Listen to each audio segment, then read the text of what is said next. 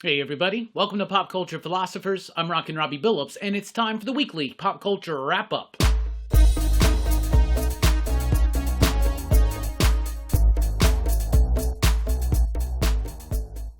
That's right, everybody. Thanks for checking out the video. I am Rockin Robbie Billups. This is the weekly pop culture wrap-up. It's the show where I go over the week's pop culture news, mostly comic books and movies. Let's get right into it. Green Lantern has a new series launching from DC Comics in May. It's going to be written by Jeremy Adams with a backup story written by Philip Kennedy Johnson. It's going to have artwork by Hermonico, with the backup artwork being done by Osvaldo Montos. So originally we had heard that as part of Dawn of DC, we were going to get a Green Lantern Hal Jordan book by Mariko Tamaki. Then we were told we were going to get a Green Lantern John Stewart book by Philip Kennedy Johnson. Looks like plans have changed, and in May we're getting one Green Lantern book, with the main story being a Hal Jordan-centric tale and saga written by Jeremy Adams, who's been doing a fantastic job over at Flash right now.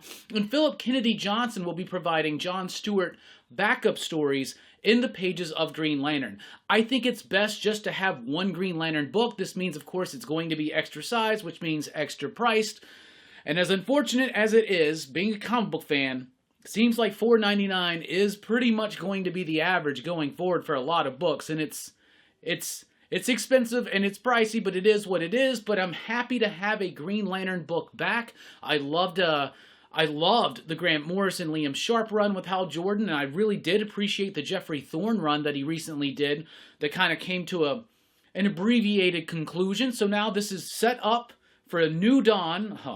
A new dawn of DC, a new dawn of GL. Also in May, we have Titans being relaunched by Tom Taylor and Nicola Scott. This is basically the idea that the Titans are now the premier superhero team in the DC universe. Because at the end of Dark Crisis, the Justice League is disbanded. They're not putting it back together yet. We know that they will, but the Titans now are going to take the role of being that premier superhero team going up against the bigger threats. It's got that classic lineup from New Teen Titans and all that. Tom Taylor spinning out of ideas from Dark Crisis and of course his work on Nightwing, and Nicola Scott, big fan of her work, so excited to see what we're going to see in the pages of Titans in May. Also in May from DC, we got a new Cyborg series. This is written by Morgan Hampton, who's part of the Milestone Initiative coming through that system. It's going to have artwork by Tom Rainey. Tom Rainey's been doing comic books for a long time. He is a veteran in this industry. He was the artist on one of my favorite 90s comics from Marvel,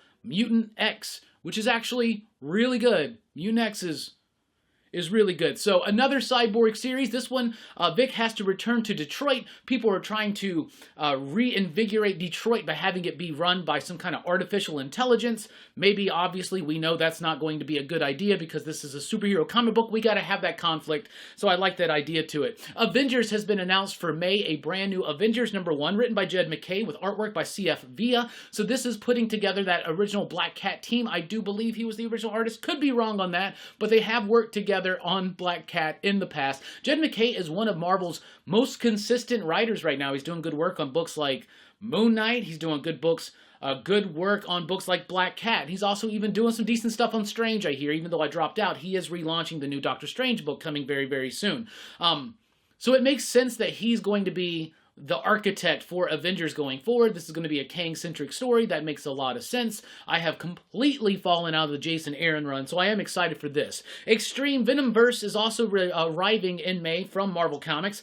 It's going to be an anthology book, kind of like the Edge of the Spider-Verse and all the Gwenverse, and it's another one of those things where we just get a whole bunch of different versions of Venom by different creators. In the first issue, we got a story by Ryan North, we got a story by Leonardo Romero, and we got a story by Mirka Andolfo. So I like Venom. I don't typically like these Spideyverse, Venomverse, Gwenverse type things, but I'll at least check out that first issue, if you know what I'm saying. 1963 is finally having its long-awaited annual. Originally, it was supposed to be Alan Moore and Jim Lee, 30 years ago? But we're finally getting the 1963 annual, which is called X amount of comics. It's going to be published by Fantagraphics. It's going to be done by Don Simpson, and it comes in at a staggering 72 pages. I am very excited for this. I am a fan of Don Simpson. I got to meet him at Heroes Con last year. That was a treat for me. I got a Megaton Man comic from him. I got a really nice remark in there. So I'm excited for this. 1963 was a series of like one-shot comics from Image's early days by Alan Moore. I think Rick Veitch was a part of it. And they were just kind of doing their own thing by paying homage to the comics that came before and doing something interesting with that. I have been trying to gather up all of the 1963 stuff as I come across them in dollar bins and stuff. And I've got a handful. I need to actually figure out what I need and what I'm missing so I can make a concerted effort to finish that off. But the 1963 annuals finally come. I'm just excited for a new book by Don Simpson. So that's going to be pretty cool. Second Coming, The Trinity launches from Ahoy. In April. It's going to be written, of course, by Mark Russell, but this time it's got Leonard Kirk on the artwork as well as Richard Pace. Second Coming is the story of Jesus coming back to Earth. He's sent to Earth in the first volume by God the Father to learn from a Superman-type character named Sunman how to be more of a messianic figure, less of a disappointment. It has become a very well done comic that hits really hard. It has a lot of gravity to it, but it's also got that humor, and it's saying something. I love the Second Coming books. This is the third volume, and of course it's called Trinity. Sunman just had a baby in the last one, so Jesus has to learn to be a babysitter.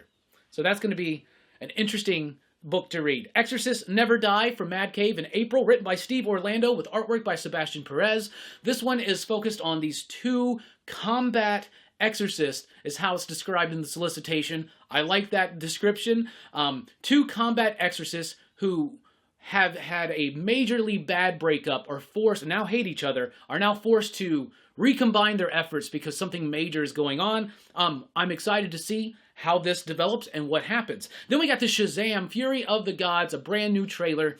First time I watched it, I felt like the trailer was a little off. It had something wonky with its editing. It kind of felt weird. It didn't feel engaged. I just rewatched it before filming this video, and I thought that it actually had a better pace to it.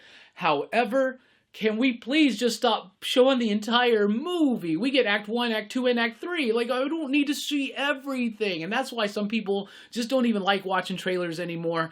All I want is a tease. All I want to see is some cool moments. I want to see what the characters will look like. I want to see what the villain's going to be like. I just want to see a little bit of a tease. I don't need to see the whole damn movie. That being said, the trailer looks all right. Looks like it's got some heavy wonky CG.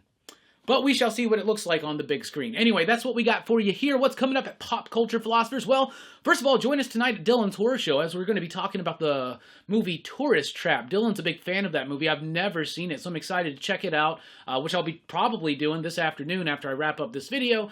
And then we'll be talking about that on Dylan's Horror Show. That's tonight, Saturday night, because even though it's Friday for me, it's Saturday for you. Saturday night, 6:30 p.m. Central Time, Dylan's Horror Show. Link in the description below. Rockin Robbie Live returns on Sunday night, 7 p.m. Central Time. It's going to be a really fun show. And then Monday night, PCP Movie Night. It's the show that all of PCP's existence has been leading up to. And that's PCP Movie Night, Surf Ninjas. Anyway, thank you so much for checking out the video. Be sure to like, share, and subscribe, and drop a comment below about any of your thoughts on this news that we covered or anything that we missed. I've been Rockin Robbie Billups. Thanks for rocking with us. Station, pop, pop, boom!